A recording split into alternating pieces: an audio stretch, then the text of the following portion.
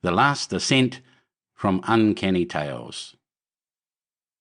The extraordinary rapidity with which a successful airman may achieve fame was well shown in the case of my friend Radcliffe Thorpe. One week known merely to a few friends as a clever young engineer, the next his name was on the lips of the civilized world.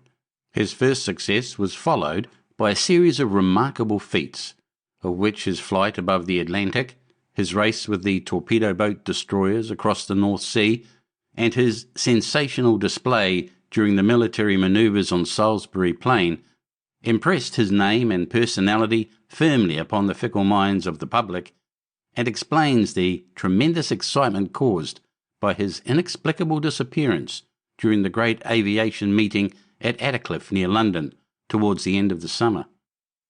Few people, I suppose, have forgotten the facts.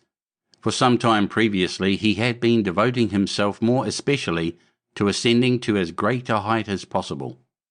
He held all the records for height, and it was known that at Attercliffe he meant to endeavour to eclipse his own achievements. It was a lovely day, not a breath of wind stirring, not a cloud in the sky.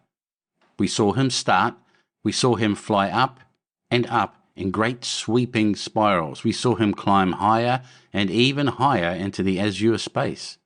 We watched him, those of us whose eyes could bear the strain, as he dwindled to a dot and a speck, till at last he passed beyond sight. It was a stirring thing to see a man thus storm, as it were, the walls of heaven and probe the very mysteries of space. I remember I felt quite annoyed with someone who was taking a cinematograph record. It seemed such a sordid, business-like thing to be doing at such a moment. Presently, the aeroplane came into sight again and was greeted with a sudden roar of cheering. "He is doing a glide down," someone cried excitedly, and though someone else declared that a glide from such a height was unthinkable and impossible, yet it was soon plain that the first speaker was right. Down through unimaginable thousands of feet, straight and swift, swept the machine, making such a sweep as the eagle in its pride would never have dared. People held their breath to watch, expecting every moment some catastrophe. But the machine kept on an even keel, and in a few moments I joined with the others in a wild rush to the field at a little distance where the machine, like a mighty bird, had alighted easily and safely. But when we reached it, we doubted our own eyes, our own sanity. There was no sign anywhere of Radcliffe Thorpe. No one knew what to say. We looked blankly at our neighbours, and one man got down on his hands and knees and peered under the body of the machine, as if he suspected Radcliffe of hiding there. Then the chairman of the meeting, Lord Fallowfield, made a curious discovery. "Look," he said in a high, shaken voice. "The steering wheel is jammed." It was true. The steering wheel had been carefully fastened in one position, and the lever controlling the planes had also been fixed so as to hold them at the right angle for a downward glide. That was strange enough, but in face of the mystery of Radcliffe's disappearance, little attention was paid it. Where, then, was its pilot? That was the question that was filling everybody's mind. He had vanished as utterly as vanishes the mist one sees rising in the sunshine. It was supposed he must have fallen from his seat. But as to how that had happened, how it was that no fragment of his body or his clothing was ever found, above all, how it was that his aeroplane had returned, the engine cut off, the plane secured in correct position, no even moderately plausible explanation was ever put forward. The loss to aeronautics was felt to be severe. From childhood, Radcliffe had shown that, in addition to this, he had a marked aptitude for drawing, usually held at the service of his profession, but now and again exercised in producing sketches of his friends. Among those who knew him privately, he was fairly popular, though not perhaps so much so as he deserved. Certainly he had a way of talking shop, which was a trifle tiring to those who did not figure the world as one vast engineering problem, while with women he was apt to be brusque and short-mannered. My surprise, then, can be imagined when, calling one afternoon on him and having to wait a little, I had noticed lying on his desk a crayon sketch of a woman's face. It was a very lovely face, the features almost perfect, and yet there was about it something unearthly and spectral that was curiously disturbing. "Smitten at last?" I asked jestingly, and yet aware of a certain odd discomfort. When he saw what I was looking at, he went very pale. "Who is it?" I asked. "Oh, just someone," he answered. He took the sketch from me, looked at it, frowned, and locked it away. As he seemed unwilling to pursue the subject, I went on to talk of the business I had come about, and I congratulated him on his flight of the day before, in which he had broken the record for height. As I was going, he said, "By the way, that sketch, what did you think of it?" "Why, that you'd better be careful," I answered, laughing, "or you'll be falling from your high estate of bachelordom." He gave so violent a start, his face expressed so much of apprehension and dismay, that I stared at him blankly. Recovering himself with an effort, he stammered out, "It's not... it's an imaginary portrait." "Then," I said, amazed in my turn, "you've a jolly sight more imagination than anyone ever credited you with." The incident remained in my mind. As a matter of fact, practical Radcliffe Thorpe, absorbed in questions of strain and ease, his head full of cylinders and wheels and ratchets, and the Lord knows what else, would have seemed to me the last man on earth to create that haunting, strange, unearthly face, human in form, but not in expression. It was about this time that Radcliffe began to give so much attention to the making of very high flights. His favourite time was in the early morning, as soon as it was light. Then in the chill dawn he would rise and soar and wing his flight high and ever higher, up and up, till the eye could no longer follow his ascent.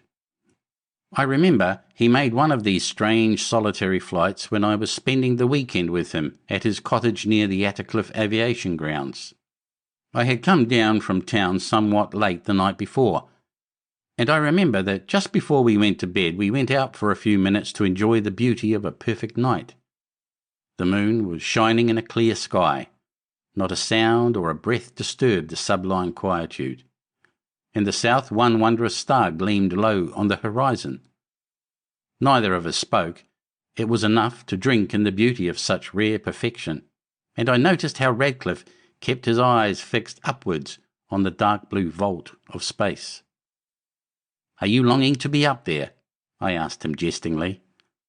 He started and flushed, and he then went very pale, and to my surprise I saw that he was shivering. "You're getting cold," I said. "We had better go in."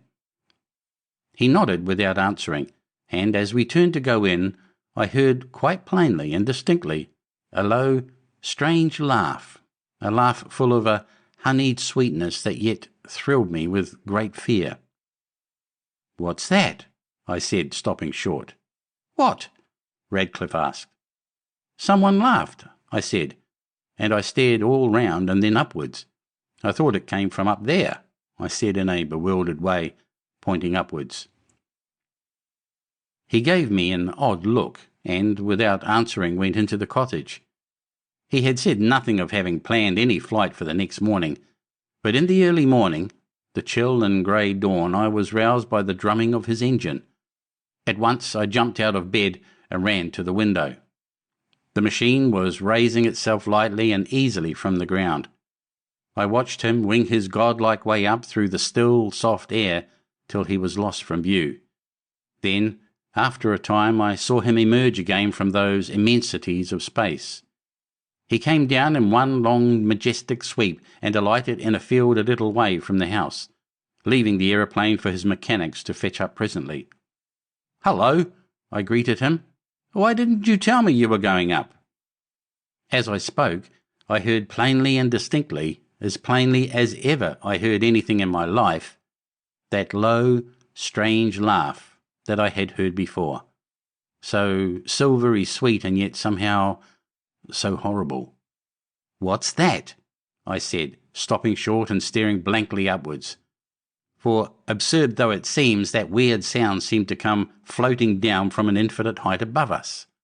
Not high enough, he muttered like a man in an ecstasy. Not high enough yet. He walked away from me then without another word. When I entered the cottage, he was seated at the table sketching a woman's face. The same face I had seen in that other sketch of his. Spectral, unreal, and lovely. "What on earth?" I began. "Nothing on earth," he answered in a strange voice. Then he laughed and jumped up and tore his sketch across. He seemed quite his old self again, chatty and pleasant, and with his old passion for talking shop. He launched into a long explanation of some scheme he had in mind for securing automatic balancing. I never told anyone about that strange, mocking laugh. In fact, I had almost forgotten the incident altogether when something brought every detail back to my memory. I had a letter from a person who signed himself George Barnes. Barnes, it seemed, was the operator who had taken the pictures of that last ascent, and as he understood I had been Mr. Thorpe's greatest friend, he wanted to see me. Certain expressions in the letter aroused my curiosity. I replied. He asked for an appointment at a time that was not very convenient, and finally I arranged to call at his house one evening. It was one of those smart little 6-room villas of which so many have been put up in the London suburbs of late.